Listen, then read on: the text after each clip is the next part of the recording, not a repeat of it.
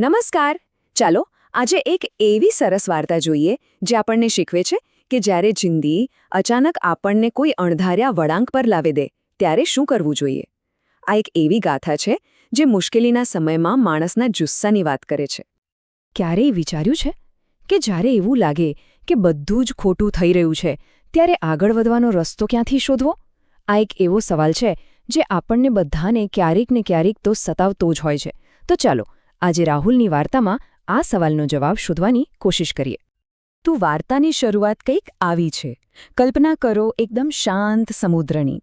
રાહુલ પોતાની નાવમાં આરામથી જઈ રહ્યો છે. બધું જ એકદમ સરસ છે. પણ આપણે બધા જાણીએ છીએ જિંદગીમાં બસ શાંતિ ક્યારેક જ લાંબી ટકે છે, ખરું ને? અને પછી અચાનક જ બધું બદલાઈ જાય છે. એક જોરદાર તોફાની પવન ફૂંકાય છે. એટલું બધું શક્તિશાળી કે એ રાહુલ અને એની નાવને ઉડાવીને ક્યાંય દૂર એક સાવ અજાણ્યા ટાપુ પર ફેંકી દે છે. બસ અહીંથી જ એની અસલી પરીક્ષા શરૂ થાય છે. તો હવે રાહુલ એક નવી, સાવ અજાણી જગ્યાએ છે. એ પોતાને એક એવા કિનારે ઊભેલો જુએ છે જે સુંદર તો છે પણ એટલો જ ડરામણો પણ છે. એક નવી હકીકત એની સામે ઊભી છે. આ ટાપુ પર છે ને એક અજીબ વાત છે. એક તરફ લીલાછમ ઝાડ, સુંદર રંગબેરંગી પક્ષીઓ અને દરિયાનો અવાજ. એવું લાગે જાણે કોઈ સ્વર્ગમાં આવી ગયા હોઈએ. પણ બીજી તરફ એક કડવી હકીકત છે. એની નાવ એ તો સાવ તૂટી ગઈ છે. હવે અહીંથી પાછા જવાનો કોઈ રસ્તો જ નથી.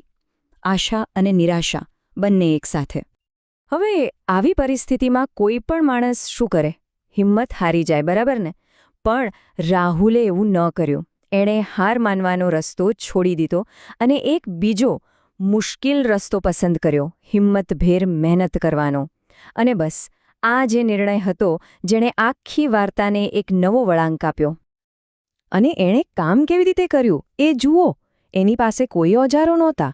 તો એણે શું કર્યું? જે કંઈ આસપાસ હતું એનો જ ઉપયોગ કર્યો.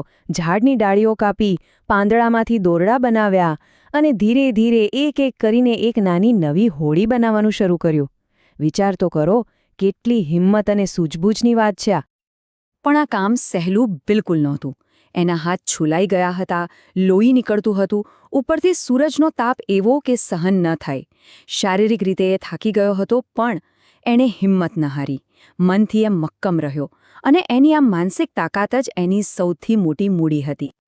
અને પછી દિવસોની સખત મહેનત પછી આખરે એ ઘડી આવી ગઈ.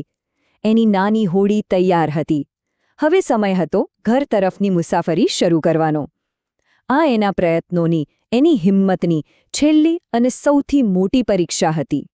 તો એ બેઠો પોતાની નવી બનાવેલી હોડીમાં અને નીકળી પડ્યો વિશાળ સમુદ્રમાં. દરિયાના મોટા મોટા મોજા સાથે લડતો રહ્યો. આ ખાલી એક જગ્યાએથી બીજી જગ્યાએ જવાની સફર નહોતી. ના, આ તો એના દ્રઢ સંકલ્પ અને એના અંદરના જુસ્સાની સાચી કસોટી હતી. પણ આટલી બધી મહેનત અને સંઘર્ષ પછી આખી સફરનો સાચો બોધપાઠ શું હતો? કારણ કે સાચું જ્ઞાન તો હંમેશા મુશ્કેલ પ્રવાસના અંતે જ મળતું હોય છે, ખરું ને? જ્યારે રાહુલ સહી સલામત ઘરે પહોંચ્યો ત્યારે એણે એક બહુ મોટી વાત સમજાઈ. એ સમજ્યો કે જિંદગીમાં ભલે ગમે તેવી મોટી મુશ્કેલીઓ આવે, જો ધીરજ, હિંમત અને મહેનત હોય તો કોઈને કોઈ રસ્તો નીકળી જ આવે છે. બસ આ 3 શબ્દો જ આખી વાર્તાનું નિચોડ છે. તો એ 3 પાયાના પથ્થર કયા હતા? ધીરજ, હિંમત અને મહેનત. ધીરજ, જેના કારણે એ નિરાશ ન થયો. હિંમત, જેણે એને ડરનો સામનો કરવાની શક્તિ આપી. અને મહેનત, જેણે અશક્ય લાગતા કામને પણ શક્ય બનાવી દીધું. સાચું કહું તો આ 3 ગુણ જ જિંદગીના કોઈપણ તોફાનમાંથી બહાર નીકળવાની ચાવી છે. અને અંતે આ વાર્તા આપણને એક સવાલ પૂછતી જાય છે. આપણા બધાના જીવનમાં આવી કોઈને કોઈ તૂટેલી નાવ હોય છે, ખરું ને? એવી મુશ્કેલીઓ જે આપણને લાગે કે હવે આપણે ફસાઈ ગયા. તો વિચારવા જેવી વાત એ છે કે આપણી એ તૂટેલી નાવને ફરીથી બનાવવા માટે આપણી અંદર કયા ઓજારો છુપાયેલા છે.